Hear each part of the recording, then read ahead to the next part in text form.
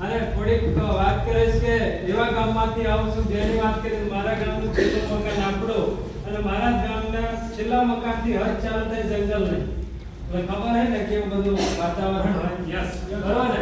અને આપણો ધંધો હતો યશવીજ મળતા પહેલા શેરડી રસ કાઢવાનો રોડ પર. કેમ કે આપણી જોડે વધારે પડતો એજ્યુકેશન છે ને અભ્યાસની વાત કરો તો 10માં 3 વાર ફેલ. અને એવામાં એક દિવસ રસ પીવા માટે આવે છે એવા મારા ગુરુ સતાન સર માટે પર જોરદાર તાળી છે. રોડ પર રસ પીતા પીતા મને બતાવે આ રીતના ઇન્કમ આવે આ રીતના પ્રોડક્ટ છે. મેં સાહેબને કીધું સાહેબ આમાં મને સમજણ નહીં પડે. રસ કાઢવાની સમજણ પડે બીજી નહીં પડે.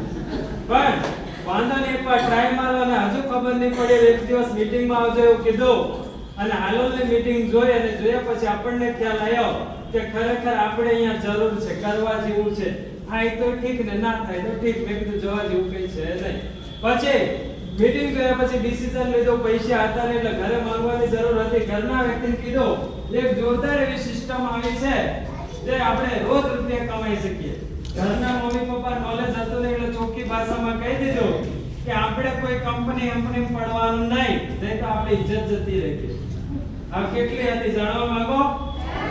બેંક બેલેન્સ 19 રૂપિયા હોય તો જાય ને બરાબર ને. એક કઈના હતા પછી એક કહી દઉં પેલા સ્કૂલ માંથી નહીં પડતા એ એને શું કહેવાય? હા એ હતા 19 રૂપિયા બચી રહેલા બાકી કશું હતું નહીં. મેં કીધું આમે છે ને જવાની તો છે ને. પછી બે ચાર મારા એવા ખાસ મિત્રો હતા એમને કીધું એક જોરદાર સિસ્ટમ આવી છે અને મારે થોડી પૈસાની જરૂર છે મેં તમને પછી પાછા આપી દઈશ. મન કે કઈ કંપની નહીં પડવાનું. મેં કીધું હતું તેવું જ. મેં કીધું થોડું ઘણું મેં નોકરી લાગવા લગાડી બાકી એવા ના પડે. મેં કીધું કોઈ વાંધો નહીં. પછી કોઈ વ્યક્તિ મને સપોર્ટ સહકાર નહીં આપ્યો પણ માત્ર એક લાવનાર વ્યક્તિ અને માહિતી આપનાર વ્યક્તિના કીધા પ્રમાણે મેં કામ કર્યું. મને એટલું સાહેબ કીધું જિંદગી બનાવવી હોય ને તો સગવડ કરવા પડે. આમે મેં બધા જોડે કરી કોઈ મદદ નહીં કરી. છેલ્લે વિચાર આવ્યો શેરડીમાં સિંગલ છે ને કઈ આપણે હાવ ખાલી ખમ એવું છે નહીં. શેરડીનો મશીન ગીરવે મેકી શરૂઆત કરી બે વ્યક્તિને લાવવા માટે. શરૂઆતના સમયમાં કોઈ વ્યક્તિ મારી વાત માને જ નહીં કારણ કે મારું કશું ઠેકાણું નહીં. બરાબર કે નહીં?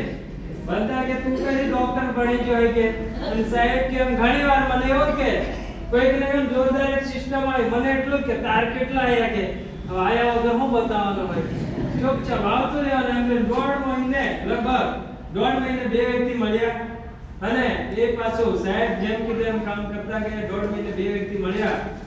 આજે હજુ કશું આવડતું નહીં. શીખતા શીખતા ટોટલ ઇન્કમની વાત કરું તો મેં પણ 32 લાખથી વધારે ઇન્કમ લીધી છે.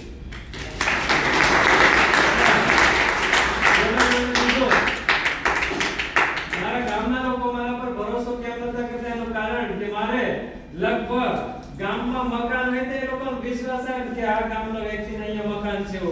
આપણે એક સાદા મકાનમાં રહેતા 4 કિલોનો માંડવો 4 બાજુ પતરા માર દેવાના ઉપર ઘાસ નાખી દેવાનો. એ લોકોને તેવું જ કદાચ કઈ જતા હતા રહેતો બરાબર કે નહીં. પણ આજે યશબીજના માધ્યમથી 22 વર્ષનું મકાન બનાવ્યો. જિંદગીમાં નતું વિચાર્યું કે આપણે 4 વ્હીલ ગાડી હશે. આજે રમીલાબેન ને જેમ આપણી જોડે એક જગ્યાએ 2 4 વ્હીલ ગાડી. એ રીતના ઘણું બધું જીવનની અંદર પરિવર્તન આવ્યું છે ને અહીંયા માત્ર યશબીજના કારણે થઈ એવું લાગ્યું ને એમાંય પાછું વિઝન ગ્રુપમાં પાછા સરદાર સાહેબની ટીમમાં.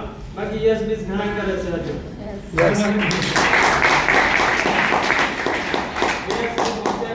હજુ અમને શીખીએ છીએ હજુ અમે કશું કર્યું નહીં પણ ભૂલ ચૂક હોય તો માફ કરજો અને હજુ શીખીએ છીએ.